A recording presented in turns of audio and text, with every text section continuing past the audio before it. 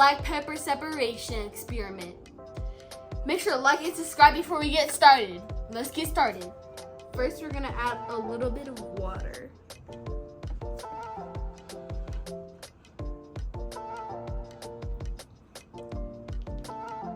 There we go. Now we're gonna add pepper. Black pepper. That's good. Guys, all you need is a Q-tip, dip, and dish soap for this part. You're gonna dip the Q-tip into the dish soap and then put it in the center of the pepper, and look what happened.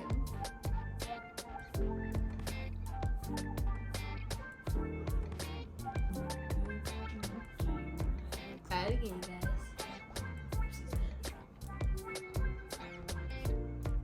Okay guys, it only does it once.